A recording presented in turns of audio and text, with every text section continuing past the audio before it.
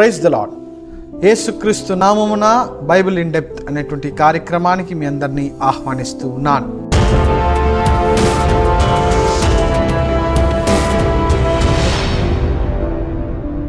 ఆదికాండము 5వ అధ్యాయాన్ని మనం చదివినట్లయితే పేర్ల పట్టికతో నిండిపోయి ఉంటుంది. అందులో చాలా విశేషమైనటువంటిది లేదా ఇంట్రెస్టింగ్గా ఏది కూడా ఉండదని భావిస్తూ ఉంటారు. అది కొంచెం బోర్ కొట్టేటువంటి ఒక అధ్యాయంగా కూడా ఉంటుంది. కొంతమంది దాన్ని చదువుకుంటూనే కూడా వెళ్ళిపోతూ ఉంటారు, లేదా ఏదో చదవాలని చెప్పి దాన్ని చదువుతూ ఉంటారు. ఆ యొక్క 5వ అధ్యాయమును దేవుడు ఎందుకు బైబిల్లో పెట్టాడు? ఇలాంటి ఒక వంశావళి అవసరమా? ఇందులో ఏం సత్యమును మనము గ్రహించవచ్చు అనే ప్రశ్నకు ఈరోజు మనము జవాబు తెలుసుకుంటాం. 10 మంది పేర్లను ప్రాముఖ్యముగా ఈ యొక్క అధ్యాయంలో రాసి ఉంటారు. ఆ యొక్క పేర్లు, దాని యొక్క అర్థములను మనము చూసుకుందాం.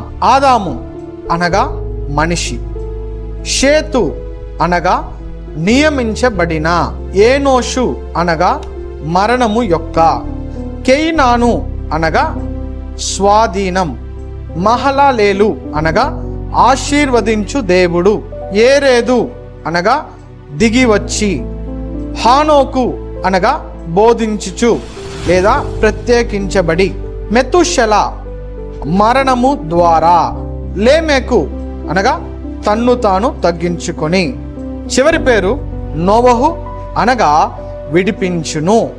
ఇప్పుడు ఈ యొక్క పేర్లన్నిటిలో ఉన్నటువంటి అర్థములన్నిటినీ మనము కలిపి చూసినట్లయితే ఒక గొప్ప సందేశమును దేవుడు ఇందులో ఉంచి ఉన్నాడు.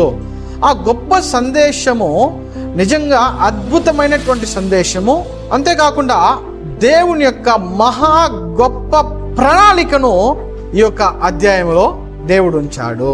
ఈ అర్థములన్నిటినీ కూర్చి మనము చదివినట్లయితే మనిషి నియమించబడిన మరణము యొక్క స్వాధీనం, ఆశీర్వదించు దేవుడు దిగివచ్చి బోధించుచు మరణము ద్వారా తన్ను తగ్గించుకొని విడిపించును.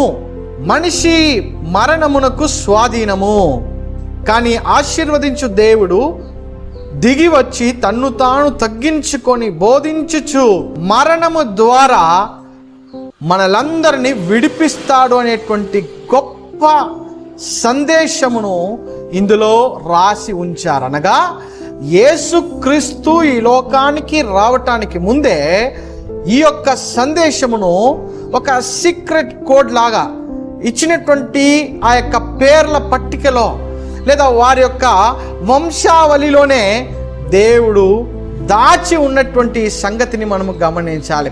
బైబిల్లో ఏది కూడా వ్యర్థమైనటువంటిది కాదు, ఏ వాక్యము కూడా ఊరికే వ్యర్థముగా రాయబడలేదన్నటువంటి దానికి ఇది ఒక గొప్ప నిదర్శనముగా ఉన్నది.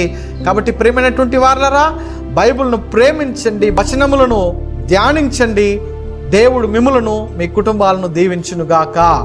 ఈ వీడియో మీకు నచ్చినట్లయితే దయచేసి లైక్ చేయండి, మీ అభిప్రాయాలను కమెంట్లో తెలియజేయండి. మరి ముఖ్యంగా మీ స్నేహితులకు దీన్ని షేర్ చేయండి. దేవుడు మిమ్మల్ని మీ కుటుంబాలను దీవించునుగాక. ఆమేన్.